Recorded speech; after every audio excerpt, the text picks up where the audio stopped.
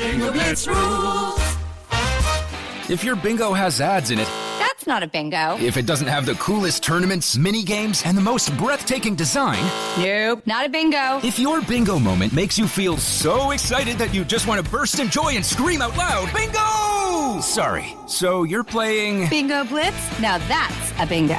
Go for a world of excitement with Bingo Blitz, the #1 free bingo game. Download Bingo Blitz and play for free. Now that's a bingo.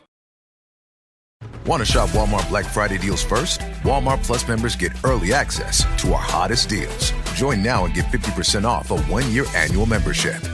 Shop Black Friday deals first with Walmart Plus. See terms at walmartplus.com.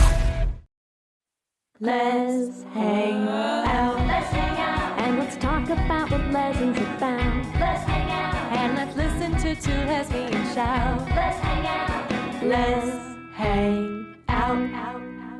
Hey, Let's Hang Out listeners. We really enjoyed talking to Avgi today, but we just wanted to let you know that as part of our discussion, Avgi shares stories of times when clients experienced events outside of their consent, including in sexual situations. So we want to give everyone a heads up before starting the episode.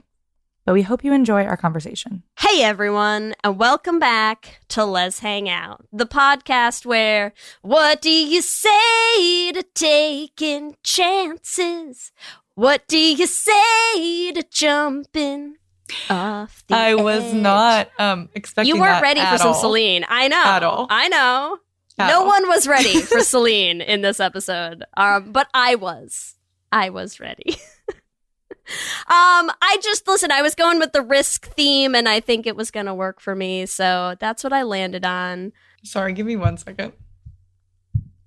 Did you find? Okay, yeah. Sorry, Jana thought she What's lost the Jana cat. doing? She thought she lost the cat. So, Don't lose the cat. I was actually just thinking that. I'm That's so very sorry. lesbian. No, you're good. Okay, I thought you were going to be like, she's spackling again. Stop it. No. Sorry, she's like, "Where's the cat?" And the pure panic in her eyes. I was like, "I need to see if he's okay." So sorry about that. That's a very gay Okay. way to start It's a good. podcast. My I'm going. girlfriend thought she lost the cat. Shall I dive us back in? Yeah. I'm so sorry. From the West Coast, I'm Lee Holmes Foster. And from the East Coast, I'm Ellie Brigida.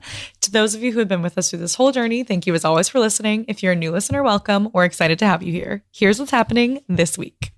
This week in the Lesdom. This week in the Lesdom is a place where we can touch base each episode about things going on with the podcast or otherwise.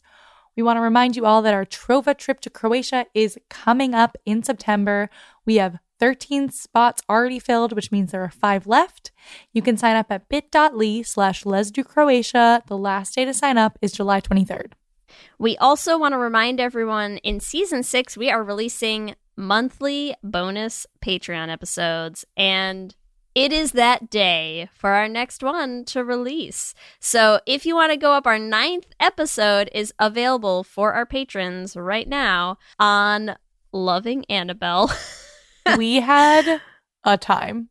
We're also very excited to say that it is our first Patreon episode with a guest. We had our friend Abby Nissenbaum join us to share all of the thoughts on Loving Annabelle. So if you want to have access to that and all of our other bonus episodes, you can join our Patreon at any level at bit.ly/LesPatreon. In the greater Les universe, this trailer was wild. The Ultimatum Queer Love trailer just came out Oh, man. from Netflix. First of all, Lee, you know the premise of the show. Oh, yes. So the first season, I was like, this is the most fucked up premise. I will never watch this show. This is so messed up. And now that it's gay, like, I'm in. I'm watching it. I'm like, Of course you are. who would ever Of course watch you this are. show? It's so horrible. And so the premise is, right, these queer people have been together. One of them gives an ultimatum. Either you put a ring on my finger or we are breaking up. And then they basically are like meeting new people each week and like dating other people. It's going to be chaos. But some of my favorite gay parts of the trailer were when somebody said, if you don't like my dog, get the fuck out. And another one literally said, I wanted you to propose to me, but you fell in love with someone else in a week and a half. In a week and a half. The show, like, I am of two minds about this because part of me is like, oh my God, like we just need some healthy queer representation for like the little baby gays out there. And the other part of me is remembering the absolute fucking ball that we had watching, what was the other reality show? Are You the One? Are You the One? I'm like, give me all Please. of the gay chaos. Like, I am here for it, and I will enjoy this. I know it. I'm gonna hate it, but I will enjoy it. So there's that. Also, another funny thing about it is Joanna Garcia Swisher is the host, and like everyone's like, why? Like, there's so many. There's no gay person they can like, find. there's no queer. Like, she's like straight and religious, and we're like, are they trying to be like, hey, straight people, look, we got a straight religious host for you? Like, no straight people are watching this show. They're like, did you love Reba and also want to see something else? Yeah, like you should. This makes no sense to me. Is she trying to like revamp her image? Like, did she say something homophobic? I don't know. I don't know. Amazing. Crazy. Also in the Greater Liz universe, I guess, there's a new movie. Well, I mean, it feels relevant, even though I don't think it's actually gay, right? It seems a little should have been gay. It seems a little should have been gay. So Angelina Jolie and Halle Berry are going to be in a new like spy v spy thriller something movie. I don't super know what it's about. I super don't care. Give it to me. I super don't care. All the gays are excited anyways. Listen, it is the first thing that flashed in my head when I read this. Like, wait a minute. Remember when Mr. and Mrs. Smith came out and everyone was like, so sexy, so hot, sparks are flying. And I'm like, are we going to get that but with Halle Berry now? Because yes, I'm in, like, sold. Yeah, give it to me. Great. So that's going to happen, and we'll just, we'll see where it lands on the should have been gay scale for us. I anticipate high.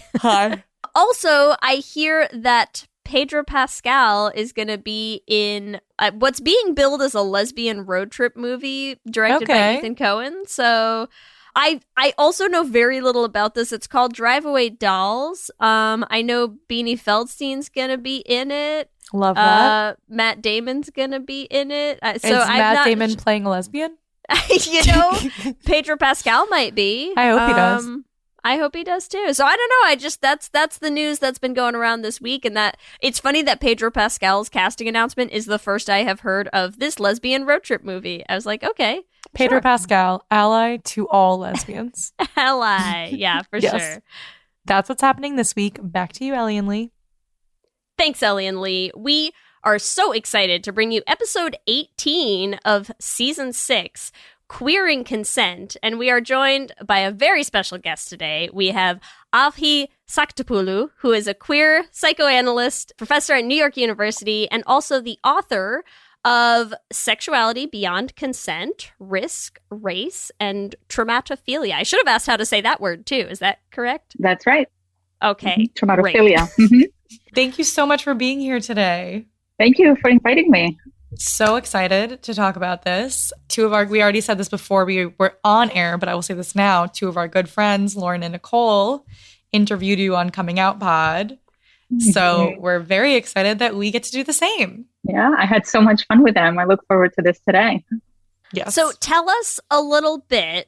I'm sure you've gotten sort of like a pitch down of the book now. Give us like a quick overview of the book to kind of kick us off for anyone who hasn't heard of it or isn't familiar with what it's about. The book is has a bunch of different things going on with it, but I'm going to start with like one of the main themes of the book, which is consent. So I started out writing this book because I'm a psychoanalyst. I work with people. I see a lot of queer people in my practice.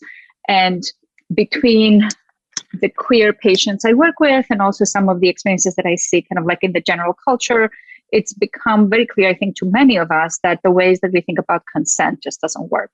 Kind of like this notion of affirmative consent where kind of like you negotiate, you have good communication, and at least so the promise goes, if you do that well, kind of like a good sexual contact or a good sexual encounter can follow. But that leaves out a lot of how things work, including the fact that consent, and this is one of the points that I'm trying to make in my book, including the fact that consent is not necessarily only about negotiating with another person, but also has a lot to do with what you will allow yourself to experience, what kind of risks you will take with yourself. And queerness and risk have a lot of adjacencies. So I've been interested in risk for a very long time.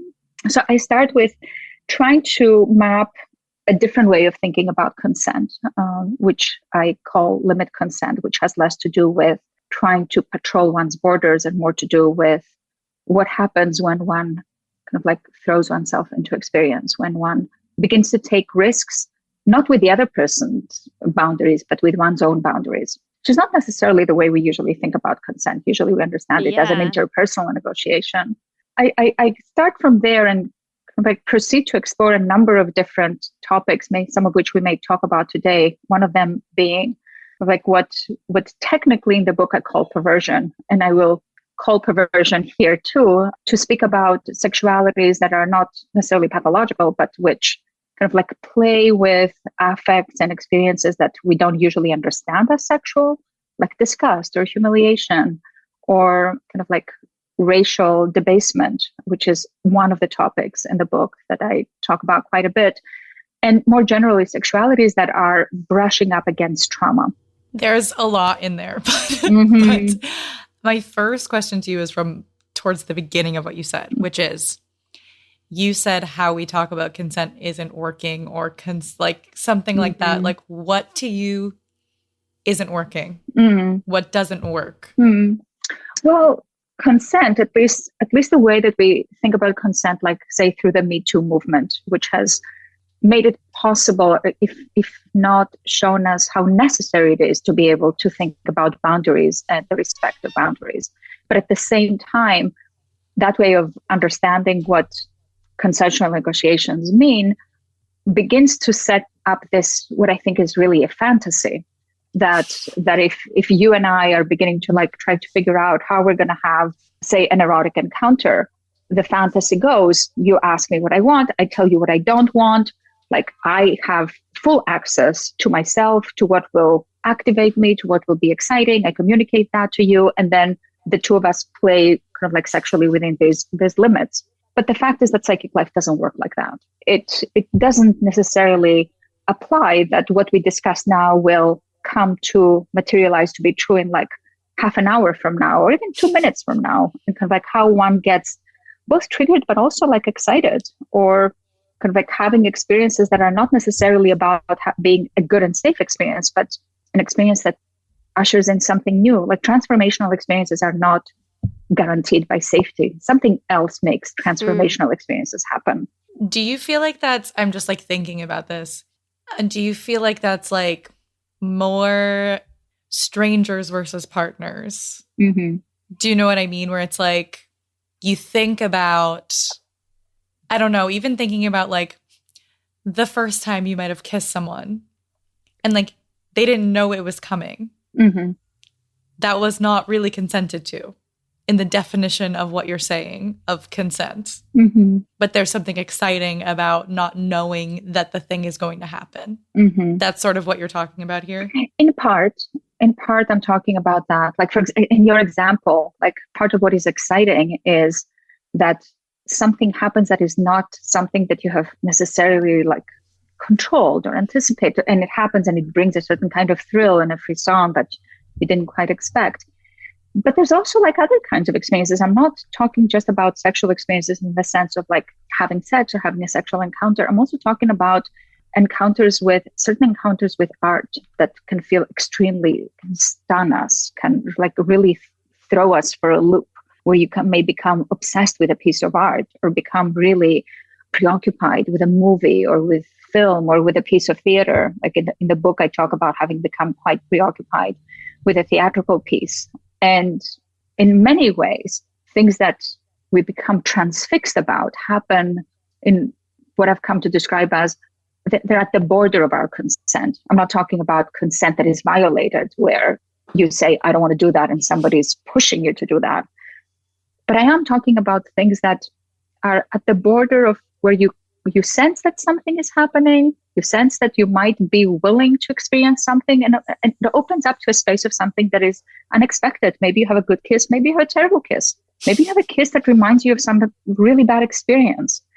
we have become so preoccupied in a way that is extremely neoliberal and very kind of like organized around specific, especially in thinking about queerness. Like there are ways in which, in trying to protect ourselves and provide safe spaces to shield queer people from homophobia, transphobia, kind of like all of these problematic conditions, there are ways in which I think we have sold ourselves short and have over promised and have over required safety, even in experiences with each other or experiences with people where something new might arise.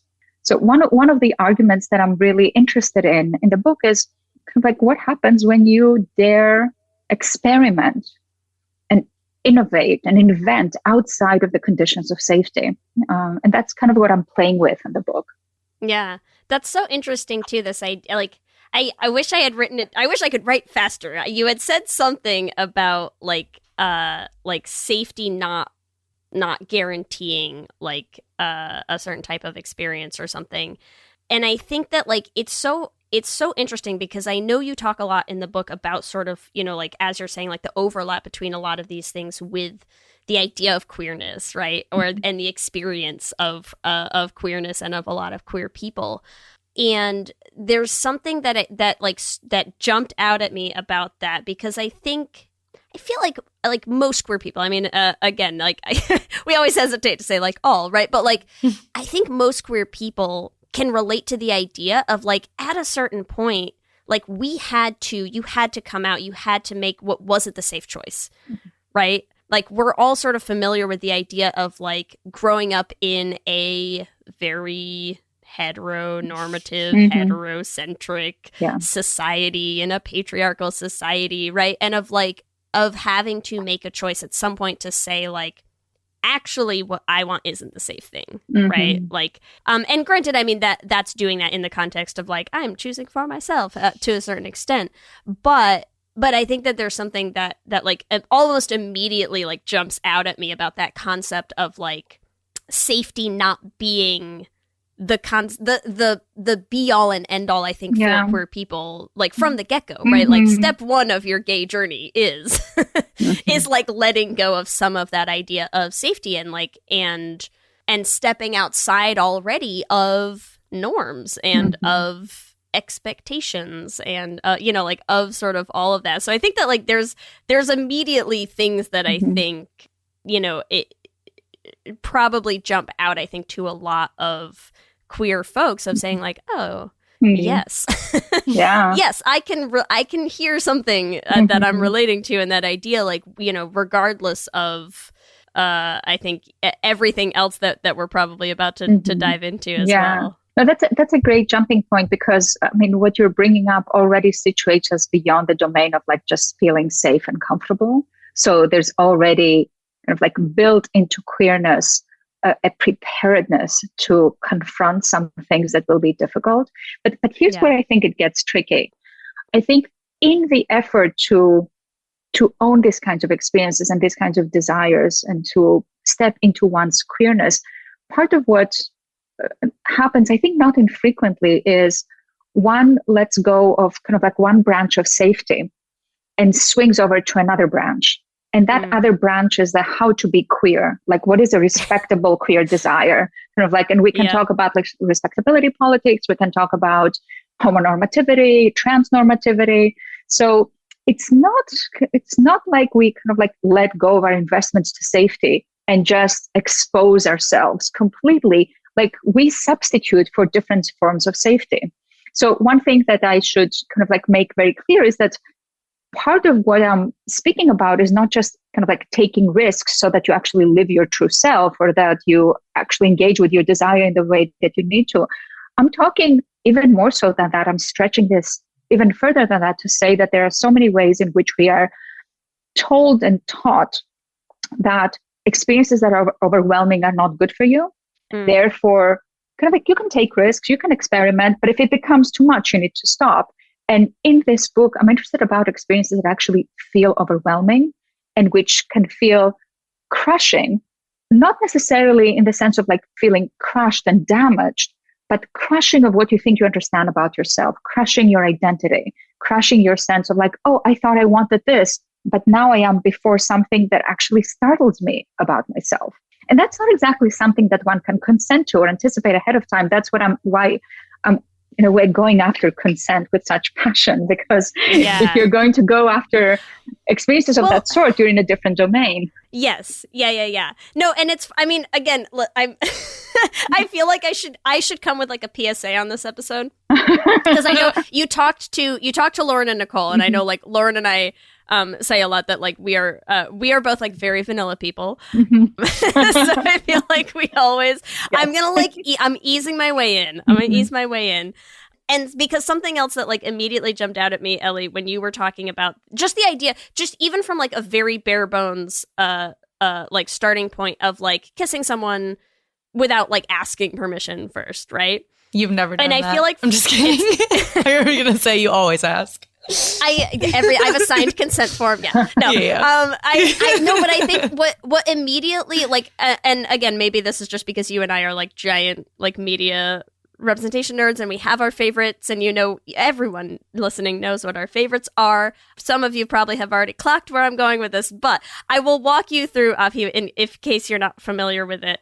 The immediate thing that it brought up, and I think it's a very, again, this is like the vanilla level of where we're going to start. We'll work our way down. I'm thinking of, there's a show that came out a couple years ago that we are huge fans of. It's called Teenage Bounty Hunters. This is where you never knew I was going to end up like 10 minutes into this episode, Ellie. But there's just, and it's the scene, I'm using this one particular scene, but I think it's a really common scene in queer media, because we talk all the time about like coming out depictions in media, right? And how it's like, it's very overdone. I think this is a very common scenario to see played out on our screens. And I think it's getting at this, starting to work our way at this idea of what you're talking about. You have two girls, one of them, like, they are both ostensibly straight, one of them maybe coming to some self-realizations, right? Goes in for the kiss, and the other one having that moment of being like, again, a situation I would never have consented to. I would never have like been open to this, but now it has happened to me and is maybe triggering some of this destruction of my sense of self and opening myself up to something new that I hadn't been ready for, that I wouldn't have accepted, that if you had like asked me, I would have been like, absolutely not, I am straight, what are you talking about, right? But I think that like, again, even at a very like, you know, we're not getting deep into the sexual weeds of like kink play and consent and like BDSM, and like you don't even have to get to that level yet. Like just at a very starting point of like this idea that there are things that can change your relationship to yourself that maybe you wouldn't have been ready for, right? Like I think that's kind of, this is like an inroad to what you're saying. Yeah. Yes. I appreciate like the slow entry. This is what I'm gonna do. I'm gonna take my time. Okay, I'm gonna go slow. No, I think this is a great example, and let me actually use this example and stay with this kind of like seemingly very vanilla example, but which what I would like to suggest is that this is a very, very interesting and complicated moment, because you have a number of different possibilities. One possibility is that these two people are queer. One of them knows it, the other one doesn't know it. Like she gets kissed and she's like, oh my God, me too. Here I am. Let's go for it, right? So she discovers something about herself that was already there. But another possibility is that there's something about the kiss that actually arouses a desire that might actually have not been there to begin with. And then all of a sudden it precipitates a different kind of crisis. And the crisis might have the sort of like, wait a minute, like, I didn't know. It doesn't have to be the crisis like, oh my God, I'm gay, even though that too could happen. It could also be the crisis of like, oh wow, like what is going on? Like, I had no idea. Like, why did I want this kiss? Did I just get turned on? Is this about this person? Is this about my identity? Like, it can precipitate all kinds of questions. So in some sense, part of what, in the second example, part of what we see is that consent is not just about kind of like, do you know yourself? Do you communicate well enough? Things arise in an encounter with another. And by the time they arise, it's already too late. But not the too late of violation, but the too late of your own relationship to yourself.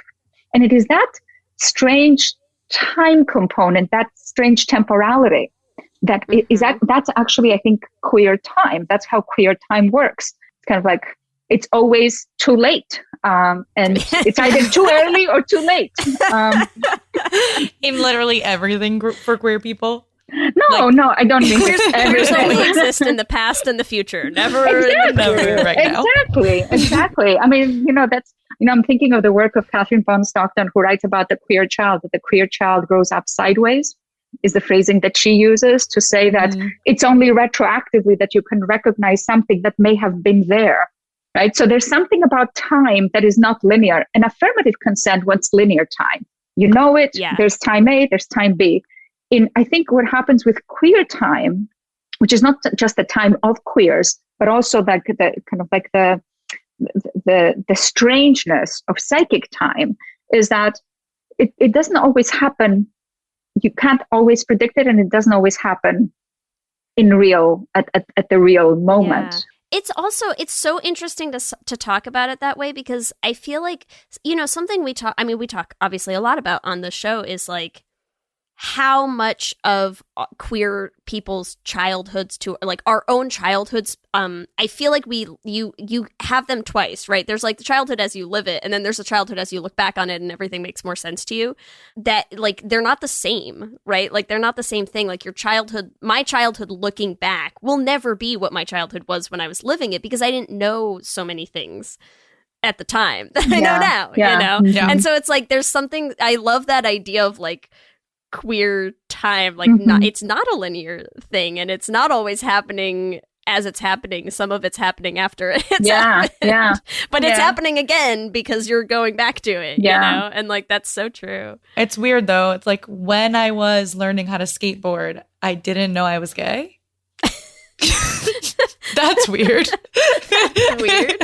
Okay, but you know what? Like, I think actually what you were just describing, Lee, about kind of like you have like two versions of your childhood. I would say you actually have more than two.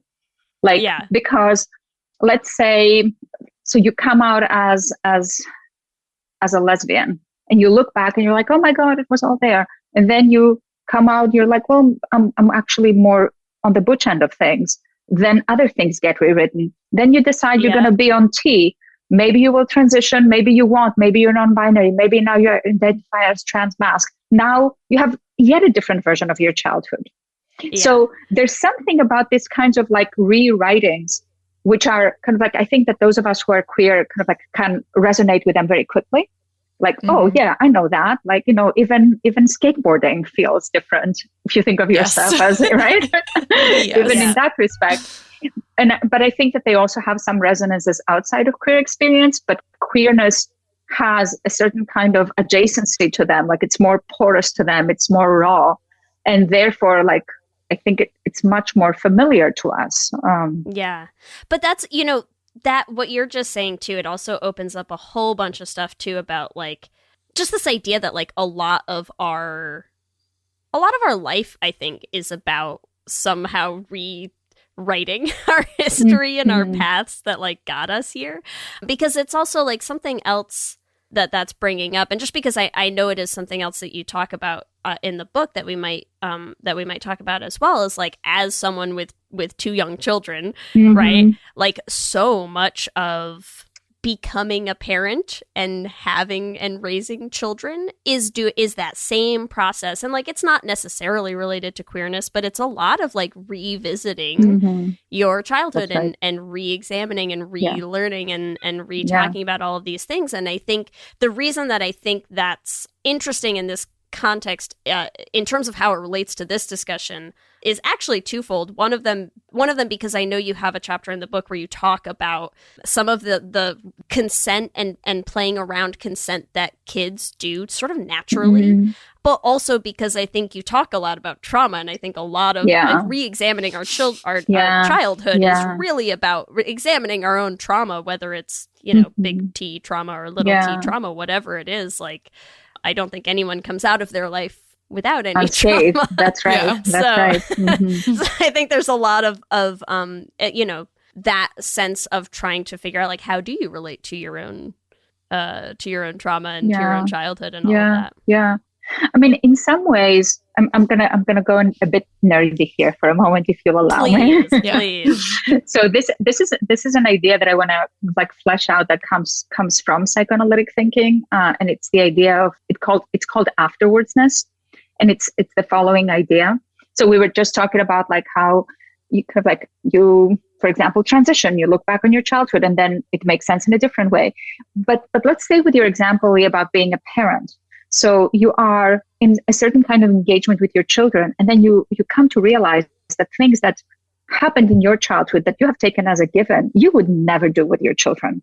Mm-hmm. And now something that has looked normal to you all your life, or just how things were, like the air we breathe, now all of a sudden begins to look more sinister, or it begins to look, and now though the facts of your life have not changed, now something that you have lived with all your life and it has not felt traumatic now begins to feel traumatic. So here is this like odd situation where the event happened then. The trauma didn't happen then. It's happening now as you are realizing something. But it's also not accurate to say that the trauma is a trauma of the moment, because it has to do with this past event that did not feel traumatic then. So psychoanalysis introduces like this very odd way to think about time, which is that contrary to like thinking kind of like from a judicial perspective, or thinking from let's adjudicate, like, was this wrong or not? What happened to you in your childhood may have been wrong all along, but that does not mean that it was traumatic. If it becomes traumatic when you're a parent, then it becomes harder to pin down whether you were traumatized then or whether you're traumatized now, right? So trauma begins to become this kind of like a really weird animal. It's a different kind of trauma than I was 10 and my dad used to beat me and I was traumatized then, right? This is different. So what I also become very curious about in the book is how we relate to trauma. One of the big arguments in the book is we have this fantasy we tell each other socially, relationally, and also clinically. Like we train our students and practice as if trauma can be healed, like repair the repair of trauma, the healing of trauma, the working through. And the truth is, trauma is not possible to heal. Nobody has ever healed trauma. Nobody has ever been returned to where they were before they were traumatized. So then the question becomes, what are we telling each other? And what are we doing when we're imagining and putting in these kind of like selling, I think, basically snake oil, when we are promising healing? So this is a very challenging argument, right? It's a very challenging argument because it can sound pretty pessimistic to some people, even though, of course, what I'm not trying to say, like, if you're traumatized, that's it, that it's going to be like that forever. But I am trying to say that there's a way in which we're very afraid of trauma, as if once you're traumatized, the only thing that you can hope for is repair. And but I think I totally get what I think I understand the concept of what you're saying, especially in the sense of like, you don't undo it, right? Like it doesn't unhappen. It doesn't go away. Mm-hmm. Yeah. I think a lot of like the concept of what we think about as repair is really just learning how to relate to it differently, right? Like how to incorporate it as a thing that is just a part of you, that is a thing that has happened, right? But you're totally right. I mean, it doesn't like disappear. It doesn't take an eraser, right, and like scratch it out. It's still there. It's just I think that's interesting. So when you say we just learned how to incorporate it in what? Like, what do you have in mind? Well, I feel like this is going to be a weird episode for me in some ways if we like dive into this. Yeah, I was like, are we in a therapy session for you right now? I will be a therapy session. No, but I think because for me, so much of this right now, like the most prominent way that all of this is like, you know, involved in my own life right now has to do with being a parent, right? Like it has to do with that sense of like, of exactly what you said, of like examining things that you're like, oh, this happened when I was a kid, and like I would never I would never want to do that to my kids, right? And so it's like it's a lot of, and doing that like while you're still maintaining a relationship with your own parents and like you know, and having them around your kids. And so it's like there's a lot of that like I think for me personally, I mean just in terms of that question, like that tends to be the most relevant thing. But I also think that like the thing that I found really interesting in terms of like that, some of the sections related to this in the book that I think are interesting to talk about as well is like this idea that like kids relate to consent very different. I mean, just for anyone who has young children, I think understands that like consent when you're talking about like with children is like a totally different beast than like how we as adults, and especially as like, you know, like progressive liberal adults like tend to think about consent these days. Is very different. Yeah, that's very true. That's very true. And there's an example from the book that I can share about that, which I think may be what you have in mind. But let me quickly go back to kind of like your idea that, you know, we don't get over trauma, we incorporate it. And I definitely, I'm not trying to like analyze you. That's not why I was asking that question. But I'll Venmo you after this. Billable hours. Here's what I was going for. I was going for the following, that it's true that we understand that trauma can be incorporated, like in how one parents, or in kind of like those of us who become shrinks, have done a lot of work in understanding kind of like how our trauma from our childhood gets churned into the way that we want to care for others and so on and so forth. But here's the tricky part. There are domains so when we're talking about incorporating trauma, it's okay to incorporate it in your work, to incorporate it in your parenting. There's a variety of, but is it okay to incorporate it in your gender? Is it okay to incorporate it in how you have sex? Yeah. So, well, and you know what? Because again, things I feel like every queer person is familiar with is the site, like less so these days, but I think all of us have run into that situation where it's like, you know, oh, you're coming out as gay, as a lesbian, as bisexual, as whatever. And it's like, oh, like what man hurt you, you know? Yeah. And like, and the reality of that being that like, for I think most of us, like the immediate knee-jerk defensive thing is like nobody, but like there are people for whom that's not true. Absolutely. Like, there are people. I'm like, Lee, yes, immediate knee-jerk reaction is, yes, no man has ever hurt me. You're right. Yes. Yeah, like in what universe does that happen? Yeah. That would be in a patriarchal society. In a patriarchal society, there's never been a negative have hurt us. Yeah, I mean, but also just like, I mean, this is so not random, but if we're talking about trauma, I was like watching SVU earlier today, and it was like an episode about like a high school girl and like her experience with an older boy. And I'm like, teenage girls in like every culture, I feel like have experienced some sort of sexual trauma. Right. Like it, like even if it was not intended to be sexual trauma by the perpetrator. That's obviously why we've started this larger societal conversation about consent. But then how do we talk about it in a less black and white way? Yeah. But I am curious to hear what you have to say about like incorporating trauma into your sex life. Well, I think this is kind of like where it gets very tricky. Like earlier when we were talking about how kind of like you take the risk to come out, but you kind of like hold on to something else, which is that kind of like there are certain narratives that we have that we hold on to for good reason. Because kind of like right now, for example, the attack on trans children that's unfolding on the legislative level throughout the country is partly organized through a discourse of trauma. Like the idea is these kids are not trans, they're traumatized, sometimes actually even by homophobia. And they're telling themselves that they're trans when in fact they're gay, right? Or they have been traumatized by some other way. And now they think they're trans mistakenly. So of course, that's absolutely not what I'm saying, right? But because there's kind of like this conservative forces politically are waiting there to pounce on queerness and to pounce on transness, we have trained ourselves to say things to each other, to say things publicly, and to actually believe that kind of like that being truly gay or being truly one's gender should have nothing to do with trauma. Yes, trauma can go in some directions, but not in these directions. So, for example, now I'm going to go less than vanilla Lee, if that's okay with you. I'm ready. I'm feeling ready. I'm all warmed up. Okay.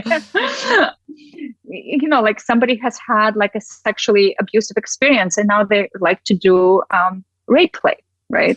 So if somebody has not, so you hear, for example, in the kink scene, obviously not everybody who's in the kink scene or who is into BDSM has been abused in some way, right? That needs to be said very explicitly. But why does that need to be said very explicitly? Because the anxiety is always, it's the same thing as with homosexuality and with trans. The anxiety is always that, oh, that's why you're like that. Because if you hadn't had that traumatic experience, you wouldn't have been twisted that way, because that's being twisted out of like what is natural is the reasoning, right? So of course we learn to think about trauma as something that when it comes to how we raise our children, what jobs we have, it can be incorporated. But when it comes to sex, it needs to be clean of trauma. And when it comes to gender, it needs to be clean of trauma. So that's the whole concept of traumatophilia that I'm working with, kind of like in the book. Like, what about, part of what I say is that, and I've seen this like both clinically and also in my social life, maybe this will resonate with you too in some ways, that traumatic experiences are also experiences that may be painful, but we're also attracted to our wounds and we want to touch them and get close to them and congregate around them, especially with other people. And those things can go well or not well. But it's not true that all we want to do is stay away from our trauma. It's so interesting because I feel like I think you're saying it's like that's exactly what I was trying to like get to with this idea of like, oh, like no man made me this way, but it's like, I think the reality is that we like close the door on people's truths and people's stories, because at the end of the day, like what is the difference, right? If someone's into rape play, what is the difference between someone just being into that because they're like, I love to let go and like not have control and like that's exciting and like sexually satisfying for me, versus someone having that same desire because of some trauma that happened to them? Like, what is the difference, right? But this episode is sponsored by BetterHelp. And as we head into Thanksgiving time, I want to start by thanking my wife, Kelsey, who has not only listened to just about every episode of this podcast for 8 seasons now, but who also is the only reason I'm able to make time to record it every week. She takes the kids, gets them dinner, and gets them ready for bed just so that Ellie and I can come on and yell about gay things into each other's faces for an hour. So here's a reminder to send some thanks to the people you're grateful for in your life, including yourself. I've been in therapy for a long time now, and one thing that's so important about therapy is how it teaches you to be more intentional. And being intentional about gratitude and how to show that to the people you appreciate is just one of the many benefits that I've gotten from therapy over the years. If you've been thinking of starting therapy, consider giving BetterHelp a try. I know how hard it can be to find time for regular therapy, and BetterHelp is designed to be flexible and convenient for your schedule. You can fill out a brief questionnaire to get matched with a licensed therapist, and you can switch therapists at any time for no additional charge. If you want to start being more intentional about gratitude in your life, visit betterhelp.com/letshangout today to get 10% off your first month. That's BetterHelp, HELP.com/letshangout. Let's hang out. For many businesses, the holiday season can be both an exciting and stressful time. With so many balls in the air, one thing you definitely want to know you can rely on is how you're selling your products. And with Shopify, you can rest easy knowing it's the home of the #1 checkout on the planet. Nobody does selling better than Shopify. And when it comes to successful brands like Aloe, Allbirds, or Skims, an often overlooked secret is all the things that go on behind the scenes that make selling, and for shoppers, buying, simple. For millions of businesses, if you take a peek behind that curtain, you'll see that Shopify is what makes it all possible. Shop Pay boosts conversions up to 50%, so that's more happy customers and way more sales going. It's true all the time, but especially this time of year, your commerce platform better be ready to sell wherever your customers are scrolling or strolling, on the web, in your store, in their feed, and everywhere in between. Businesses that sell more sell on Shopify. Upgrade your business and get the same checkout we use for Realm merch with Shopify. Sign up for your $1 per month trial period at shopify.com/realm, all lowercase. Go to shopify.com/realm to upgrade your selling today. Shopify.com/realm.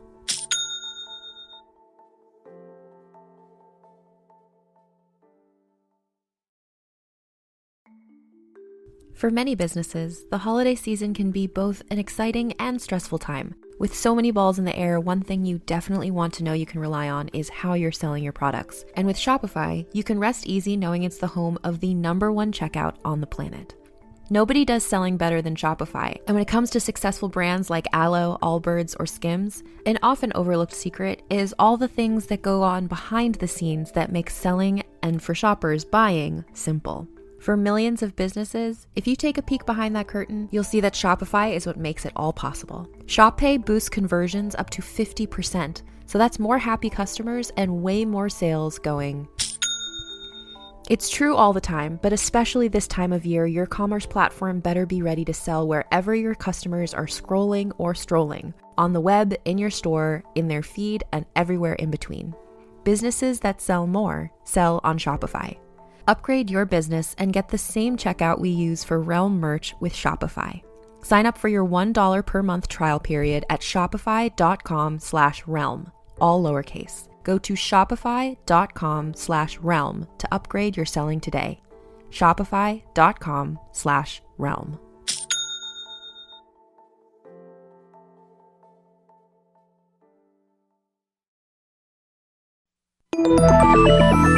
With something like 5 million podcasts, finding a really good one can take a ton of time. So let me recommend one. It's called Something You Should Know. I'm the host, Mike Carruthers, and in each episode, we discuss topics that can be really helpful, like how to read people better, the psychology of crowds, or fun things like the story of Legos, or why you probably wouldn't be here if it weren't for horses. Something You Should Know is the name of it, wherever you get your podcasts. I think that we exist in a society that treats those two things very differently, right? Like, I feel like so many people are not going to look at those things and say, like, those are the same thing. Like, one of them, they'd be like, oh, well, sure, like, that's, like, healthy rape play, right? And, like, the other one is like, oh, like, you need to deal with your trauma, right? Well... And that's weird. Like, and I think weird in the way that, like, I think, you know, some of what you talk about in the book is, like, are we taking away people's ability to consent to their own life, right? Like to their own desires, and by us telling them what's normal or what's weird, or what's a good reason to do, and a bad reason to want the same thing. Right? I mean, the tricky thing is that, you know, let's take this scenario where there's somebody's doing rape play because they just like it, and somebody has some trauma, some sexual trauma. I think that people who have an issue with rape play, and by people here, I'm talking also about clinicians, right? Because I'm a clinician and I constantly have these conversations with my colleagues.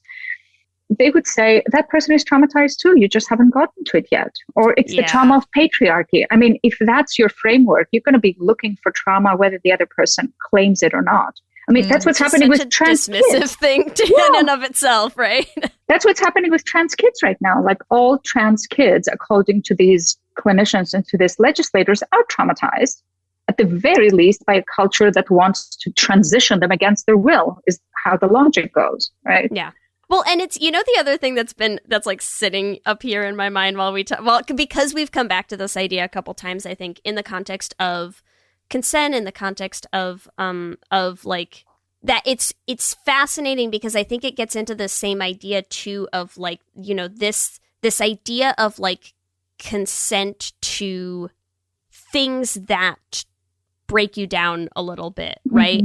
And that I think it's the reason that it's always interesting to me, because there's so many things going on right now around the country with, like, these concepts of, like, you know, bans on trans care for kids, and, like, but even just to the point of, like, banning books, like banning drag queen story hours, right? Like, all of these things. And it's like, I feel like we queer people, I think, talk about them a lot in the context of, like, listen, like, if your kid is gay, if your kid is trans, like, they're going to be gay and they're going to be trans no matter what. But I also think a lot of us realize that, like, that's not necessarily true, right? And it's, like, part of the reason that you have to have these things and have them visible is I think all of us know that it's, like, yeah, because you have to sometimes be able to, like, get past that idea of, like, what someone might consent to, right? Because if something sometimes has to push you past your comfort zone and past your own boundaries, and that might, you know, could still be the thing that like saves that kid's life, even if they and or their parents would never have consented to them knowing that trans people exist, right? But like that is a part of it. Like it's not always just about knowing that like, yeah, the kid who's trans and knows that about themselves is going to go and find that book and that way they'll be okay. It's also about the kid who might not otherwise have ever been willing to like examine that. But it's like it touches on this weird place if you're like, oh, but now you're talking about grooming. And it's like, well, no, but also like maybe, you know, it's like a little bit of like, yeah, you kind of have to like let those ideas be out there. And like that might be in a way that like isn't consented to. Sorry, I'm like also on the other side of that though. It's like, I think what you're saying like is not grooming. It's literally having them see every side. Yes, because I don't think it's grooming. I know it's not. I know you know it's not grooming. But I'm just saying, like, it's like we don't need to get too political with everything, but whatever. But like, it's the opposite where like you're like if like for the history of like conservative communities, they are saying here's the only thing that is right.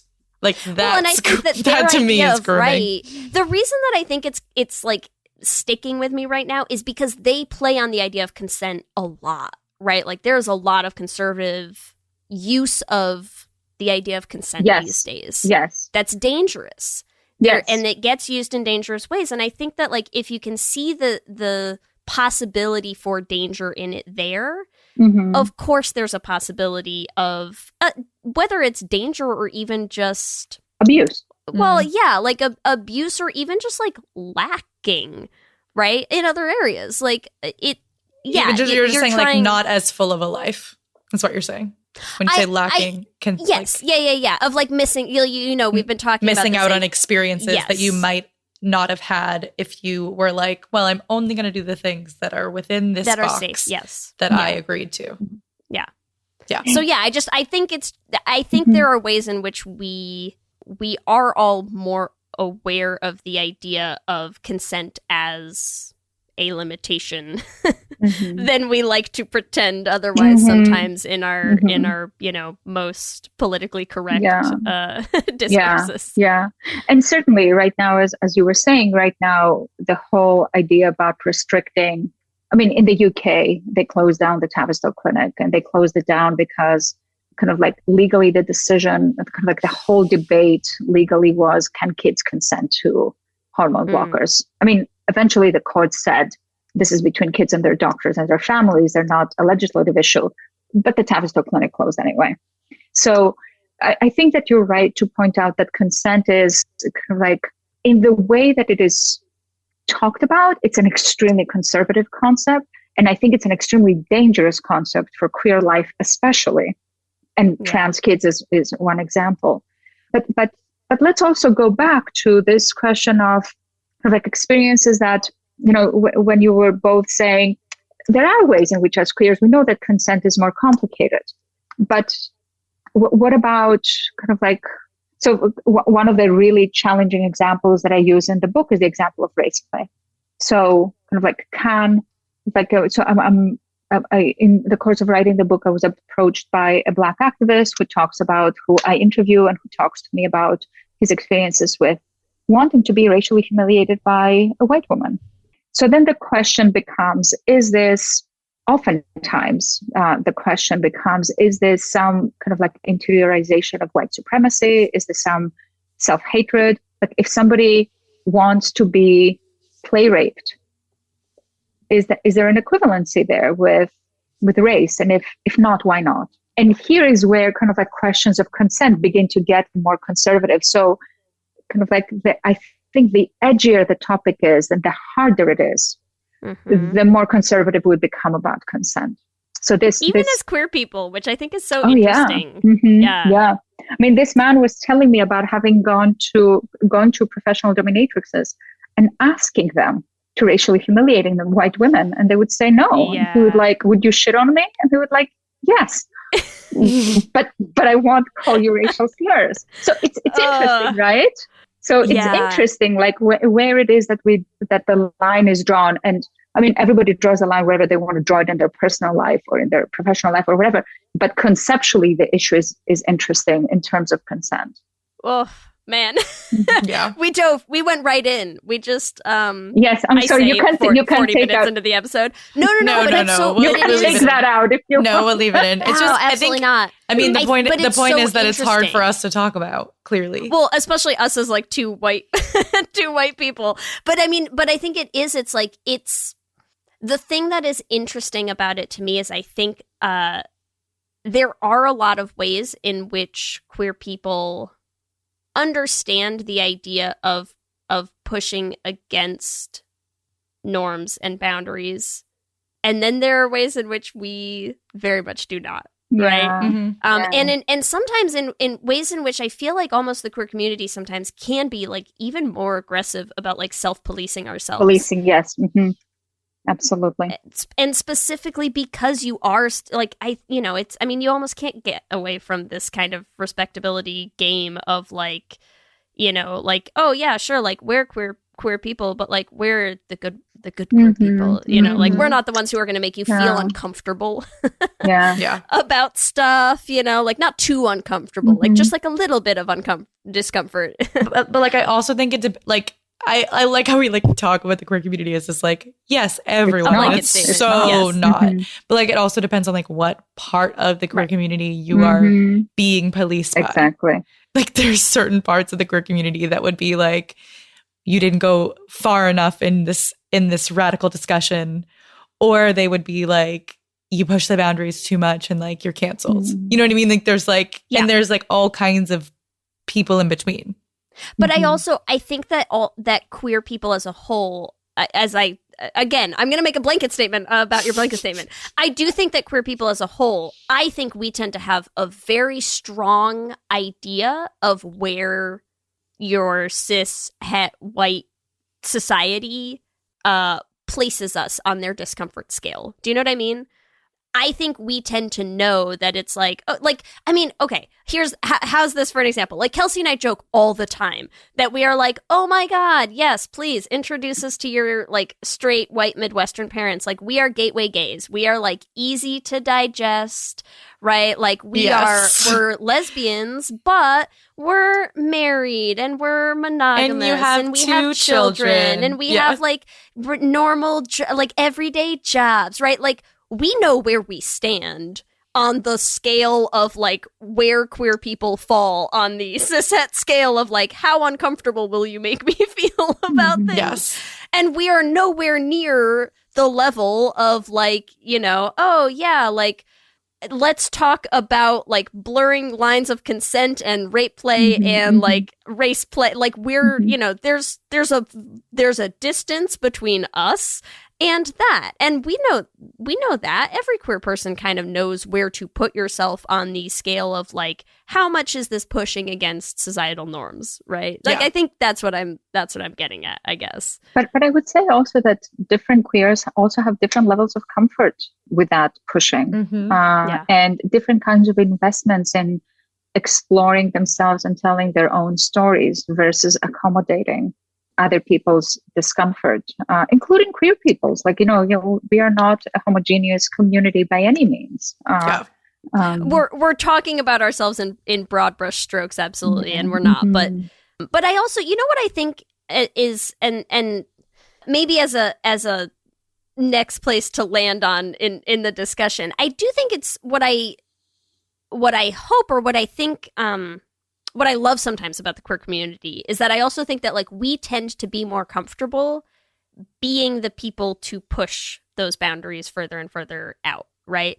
And to be willing to face some of that discomfort within ourselves to make it easier for other people, I think, by then being comfortable. So I don't know where that lands us here, because I think consent is going to be it's a tough one. That's a tough one to like push up against. But I do think that there are benefits and reasons to doing so. And I think that like we tend to be better as a community at understanding that like we do put up boundaries on ourselves still, both as a community, as a society, and also as individuals, right? And I think that I don't know. I think that we're also kind of like, depending on what experiences somebody has had, what their positional vulnerability is, definitely their race, their class. Like there's also like questions about safety, like, these kinds of the safety of like physical safety. Like, so there's, when I'm talking about this kind of consent, kind of like limit consent is what I call it. I'm not talking about the consent to another person. I'm talking about what risks one is willing to take for oneself. And that is dependent on so many things. I do think that subjects who have been minoritized by virtue of their sexuality, their gender, their race, their ability, are willing to take more risks for the most part for oneself, with oneself. But I'm definitely not talking about like kind of like me pushing somebody else or somebody else pushing me. I'm talking about what happens in this encounter where somebody kisses me because when I have not said don't kiss me, when kind of like they read the signs and they kiss me, and I'm like, whoa, like I didn't expect, forget about gender, I didn't expect kind of like there's all kinds of aspects in a kiss, like where somebody's hands are, like how tight the kind of like how tight of a kiss, how long it lasts, how, I mean, I can come up with a variety of different dimensions of that, but you can imagine like there's like that can open up to something else that you didn't anticipate. And then the question becomes, what do you do with that? So here's an example. Like I say this kind of like in the first chapter of the book, I talk about a gay couple that kind of like is in a bar, in a sex club.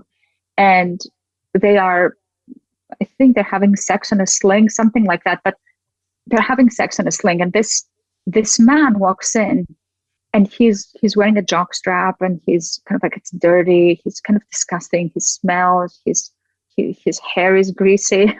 And one of the guys in the couple is like, yeah, I want nothing to do with that. And he leaves.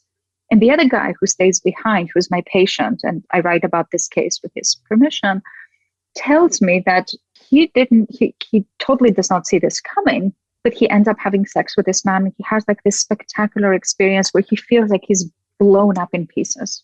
And he is entirely startled by what just happened. Like, first of all, I didn't think I was going to have sex with somebody who's that disgusting.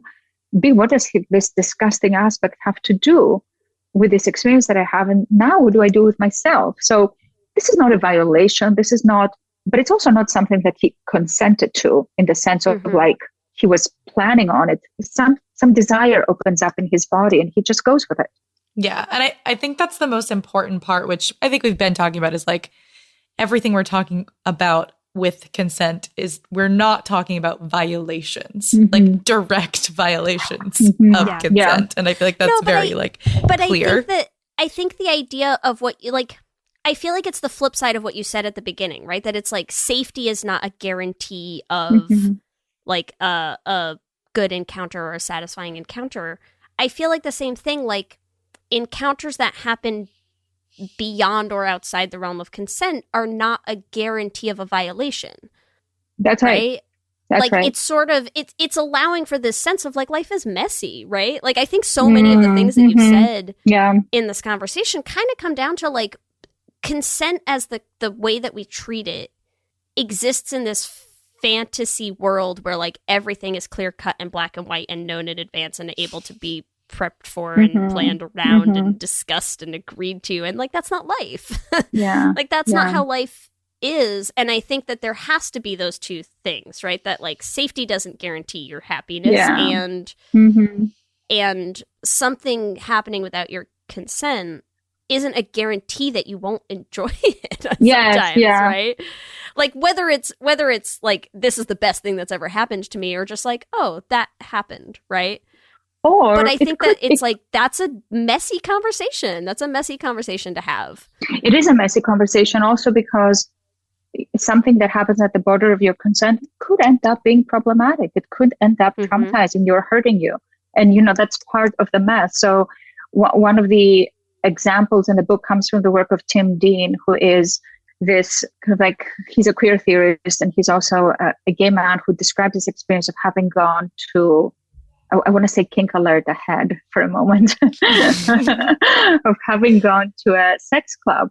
And he talks about how he does piss play. He never wants to bottom. He always wants to top.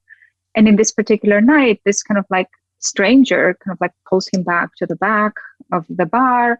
And now Tim Dean is giving him oral sex, he's giving him a blowjob. And he says, like, and then all of a sudden I feel my mouth is wet. And then I'm realizing, whoa, like this guy is pissing on me. And he says, I did not consent and I would not have consented. But the orgasm that he experiences as a result of that moment that he realizes that this guy's pissing in his mouth, which he would not have agreed to had he been asked, is extraordinary. Yeah. So here's the messy part, which is that if he were talking to me as a therapist after the fact, and he was saying, look, he didn't ask me, he just started pissing in my mouth. I had no interest in that. Like, I feel, how am I ever going to go back and trust into a leather bar, like trust another man to pull me in the back and like give him a blowjob? I'm never doing that again. I would be like, I get it. I wouldn't be like, why are you taking it this way? I would understand why somebody would be feel violated, just like I understand why he happens to have felt kind of like what he describes as erotic astonishment, this experience of erotic astonishment. And that's the messy part, that it could go well, it could not go well. It is the messy part. It's also the part that I think I want to push back on my idea that sometimes I think the queer community can help.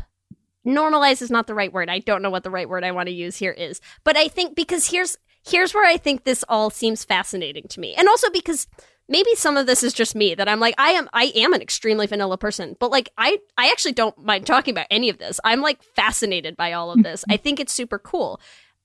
Because to me, the idea that like I've always felt like, for me as a queer woman, like I understand that to me, like the concept of being attracted to men seems wild, like seems outside of like my understanding. But I also know that like there's a ton of straight people out there somehow, bafflingly, they're still there, right? and so I think it helps to, again, normalize is not the right word. It helps to like make sense of it, to be like, okay, well, but I guess that must be a thing because like people seem to be into it, right? Which like for me, same with piss play. I'm like, listen, not my thing, but like people are into it. Like, go you, good for you. What I think is fascinating to me about this is like we talked about, okay, let's go back to like our step one. You kiss a girl who thinks she's straight, right? Like if that goes wrong, that's still going to feel like a violation. It's still violating consent. But I also think that we as a society have accepted that it's like, oh, but sometimes people kiss you and you're not into it. And like, that's okay. Like it depends where you are. Like there's parts of the countries where that could get you killed. It depends on the situation. Absolutely. Yeah. But I think that like most people, you would expect that their reaction to like, oh my God, some girl kissed me and I didn't want them to, is going to be very different than their reaction to like, some dude pissed in my mouth while I was going down on him and I didn't consent to it. But they're both issues of consent, right? Like the scales are different. The risk is different. For sure. But I think they're both getting at the same idea, which is like sometimes that risk goes well and it's allowed to go well. Whether or not it's every time and whether or not that's always going to make it okay and whether taking the risk is the right choice or not, that is not for us to say, I think, in this conversation or in any conversation necessarily. But I think it's, to me, I can see the parallels between them, right? At least in terms of like how it relates to this conversation.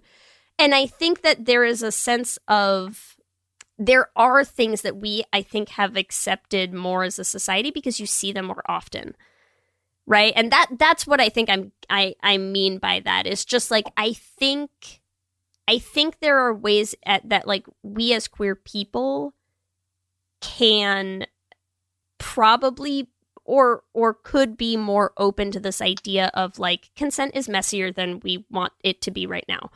Because I think we do understand that there are lots of times where like something has challenged our sense of our own boundaries.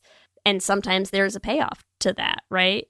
Sometimes. And again, it is hard to have this conversation where it's like, it feels like you're saying like, so it's okay, people, like just violate boundaries left and right. I'm like, that's not it. No, not at all. That's not at all what the conversation is. But I think it is allowing for a sense of messiness that like, I don't think is still out there a lot. But I feel like if it's going to come from somewhere, my expectation would be I would see it in queer communities first, if that makes sense. Yeah, that makes a lot of sense to me. And I was thinking, I think to your point about kind of like the preparedness to play with these ideas, I think it's reasonable to assume that it could be more expectable in queer people, just because there's already been a play with risking some aspects of belonging to mainstream society, taking risks of placing oneself outside in order to be where one needs to be. And then it also, like, so much, I'm an immigrant. I grew up in a different country, so I'm very aware of how different things are. Like in Greece and in Cyprus, very different things can happen. Even in parts of this country, like kissing somebody who doesn't want to be kissed, or who wants to be kissed but doesn't want to be the person who got kissed by a man, it can get you killed. So the stakes are like, obviously we are not downplaying these stakes. But I did want to look back to something else you said when you said I don't know why people would be attracted to men, and I was wondering if you know Jane Ward's book. Do you know Jane Ward's book, The Tragedy of Heterosexuality? Oh, I'm going to need to look it up. I mean, it is written by this lesbian author who addresses straight women and talks to them about that in a way that is brilliant and also very funny. That sounds right up my alley, because I say it all the time. I'm just like, it makes no sense to me, and yet I know it must be true. I see it Read enough, the book. I have a question for you before we sort of wrap up, which is like, we have been painting some broad strokes. I'm curious if you've had any response from people within the community, or even from people not within the community, who have heard maybe a podcast episode or have read the book. Like, what has the response been from people who are actually engaging with the content? Yeah, thank you for that question. It's a really beautiful question. I was expecting much more pushback around these ideas. I've heard from a lot of people feeling relieved to be able to talk about consent in this more complicated way, and feeling both excited and a little bit frightened about what it opens up, precisely because it opens up kind of like when we say risk, we don't say, ooh, risk, it's sexy risk. No, it's also like dangerous risk and kind of like difficult risk, and the risk of offending somebody or hurting somebody or feeling hurt. And I've had really interesting conversations with people both from communities that engage in these practices and not around race play. And that has been very interesting, precisely because it's so edgy and so difficult and so connected to racial history, the racial history of this country in particular. Oh, for sure. Yeah. Well, and also because I mean, I would imagine, because that's, I think a lot of this really, to me at least, it comes down to the same idea of, it's like, it's not so much that I hesitate to talk about like more things because I'm like a very vanilla person. I just don't feel qualified. And I think my guess would be a lot of people also are gonna like hesitate to dive into like the nitty-gritty mess of racial issues. Because that's I mean, again, in the way that a lot of things I think are more fraught with peril these days, like that's a easy way to get to say something that's going to not not be received well in the context of like the country we live in and like where our racial politics are still today. That's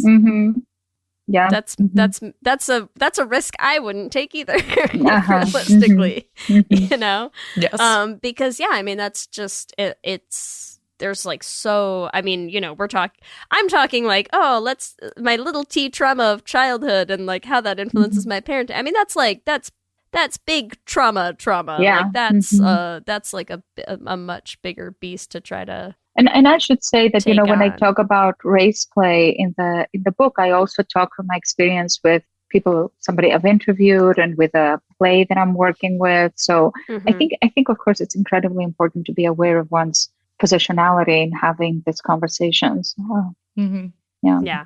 Is there anything else that you want to tell our listeners about your book or anything before we get to our Q&A? I would just say that, like if anybody wants to reach out, if anybody reads the book and wants to talk or has kind of like thoughts they want to share, like I'm interested in hearing from people. So I'm open to that. And, I read reviews that are posted online. So wherever people read their reviews, like I'm happy to engage. And thank you for being like open for this conversation, for going kind of like meandering with me around the book. Thank you. I think it's a great conversation. I'm so glad we had it. Me too. All right, we're going to head into our Q and Gay. Q and Gay. Question number 1. Have you ever enjoyed an experience you did not explicitly consent to? A, yes, or B, no? Yes. Great. Easy. Okay. We're gonna do this. Who is that going to be a no for? True.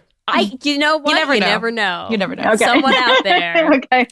Okay. Question 2. Where do you find it most important to set boundaries? A, with others, B, with yourself, or C, both? I think it's different sets of, I would say C, but it's different kinds of ways of thinking about boundaries.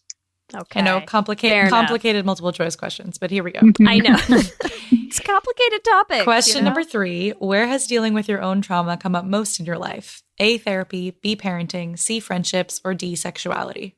You're asking me now? Yes. Yes. Or you can say, don't want to. It's a multiple choice. You don't have to expand if you don't want to. Yes. I think I'm going to go with E, like I'm bailing out of this one. Okay, that's fine. fair. That's fine. also fair.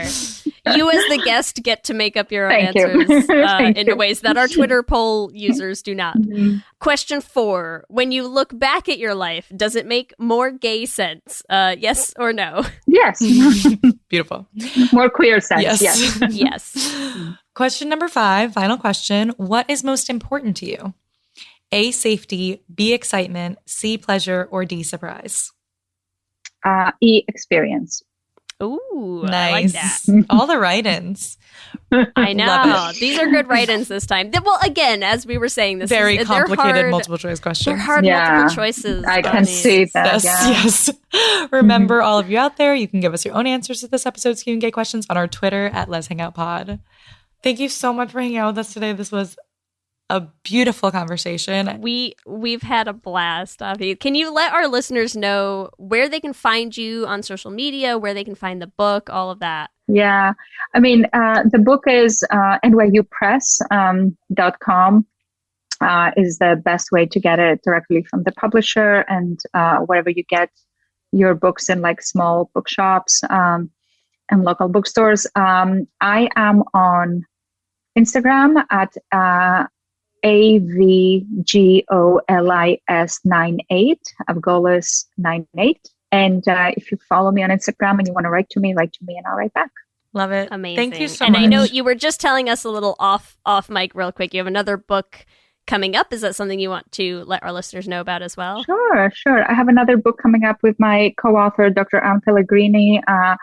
The book is called Gender Without Identity. It builds actually on some of the ideas that we talked about today about trauma, to think about how we might understand queerness as being also refracted through trauma, not as a way of invalidating, but as a way of helping it flourish and articulate its textures. Love it. Mm-hmm. Thank you so much for kind of like playing with ideas with me. Thank you. Yeah, absolutely. Thank you so much. Let me hear you say hip, hip, hip, hip, hip, well, yeah. We love hearing from all of you, and we love continuing to build this community. So we just like to shout out some of our favorite things every episode. And this week, we want to start with a shout out to someone who reached out on Instagram at Togs1 and wanted to recommend Gillian Anderson playing a canonically bisexual character in The Fall, where I hear she doesn't. It's not like I don't think it's primarily about her being bisexual, but I think she's got some good chemistry going on with some other characters, and we will take Gillian Anderson playing canonically queer anytime, any day. So in anything she's ever in. Yes. Yeah. So we're going to have to check out The Fall. Thank you for the recommendation. This is the content that we're looking for. Yeah. Also want to shout out Kate, who sent us an email. Kate is actually an old piano student of mine. and said she love it. started internet I love stalking me, which this also cracks me up because I was like, as I was teaching piano lessons in general, like I was doing Let's Hang Out, I was like, any of these people could easily Yeah, I could Google you in like a heartbeat. Google me. Like I was more like not concerned, but I was like, are the parents gonna be like listening to me talk about gay shit or whatever? And of course, like my students cyber stalked me, found Let's Hang Out, listened to a bunch of episodes, and then realized she was gay. So hey, Kate, you're welcome.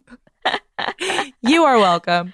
Happy to have you, Kate. Glad you found us. So happy you found us. Loved The Flame, which like, of course she did. I remember we would like work on a lot of musicals in our piano lessons. So of course, like loves the musicals. And one of my favorite things about her email was that she learned how to play guitar to impress a girl. And I'm like, yes, Kate, you are for sure gay. Relatable content. Relatable. As always, I want to thank our Lesbian Jesus patrons, Mark Foster, Tanya Ferguson, Alana Rosen, Lizette Stye, Katie Benitez, Fiona W., and Sophia Phillips. And our King Princess patrons, Amy and Ellen, Leah Henley, Andrea Doucette, and Julia Gonzalez. Thank you all so much for supporting the show. We could not make it without you. Remember, you can also find us on all the social medias. We are on Instagram, Facebook, Twitter, and TikTok at Let's Hang Out Pod. You can email us at letshangoutpod@gmail.com. You can check out our website at letshangoutpod.com. Whatever app you use for podcasts, make sure you subscribe so you'll be the first to know when new episodes drop. We also have videos going up on our YouTube channel. You can subscribe at youtube.com/letshangoutpod to catch those. Let's Hang Out is an independently produced show hosted by us with audio production by me. Our production assistant is Kristen Murison and Twitter shenanigans by Lee Holmes Foster. If you want to help support our little independent team, the first thing you can do is leave us a rating and a review on whatever app you use to listen to podcasts. It helps new people find the show. If you want to support us financially, you can join our Patreon at bit.ly/lespatreon. That also gives you access to all of our bonus episodes, including our most recent episode on Loving Annabelle, featuring our friend Abby Nissenbaum. You are not going to want to miss that one. You can join that at bit.ly/lespatreon. If you want to get some Let's Hang Out swag, we have all of our designs and all of our merch in our TeePublic store. You can get those designs on all sorts of stuff. We got tank tops for the summer that is coming up. We got t-shirts. We got sweatshirts if you're still a little chilly. You can find all that at bit.ly/lesshop. We are an all-weather lesbian shop. And remember, we have a queer production company making queer podcast musicals with guaranteed happy endings. You can find everywhere at Dollar Bean Prod. You can also check out our website, dollarbeanproductions.com. You can listen to all the episodes of our first show, The Flame, on any podcasting app. And if you want to help support us in making more musicals, we are getting through so many recording sessions for our next show, Journey to the Heart. We are so excited for everyone to see what we've been working on. If you want to help support us, you can join our Patreon at bit.ly/dollarbeanpatreon. If you want to find us individually, you can find me on Instagram, Twitter, and TikTok at Ellie Brigida. And you can find me on Instagram, Twitter, and TikTok at LSH Foster. With that, I'm Ellie. And I'm Lee. And let's hang out again soon. Let's hang out.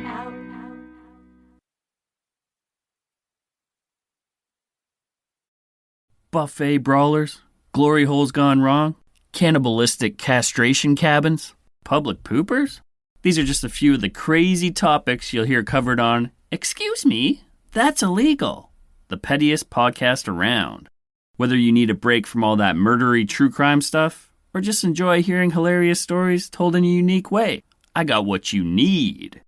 I'm Leroy Luna, your fearless host/chauffeur. So come hop in my minivan and let's go for a ride. I promise you probably won't be disappointed. Excuse Me, That's Illegal is available on Apple Podcasts, Spotify, basically everywhere you consume podcasts, with new episodes dropping on the 10th, 20th, and 30th of the month, baby!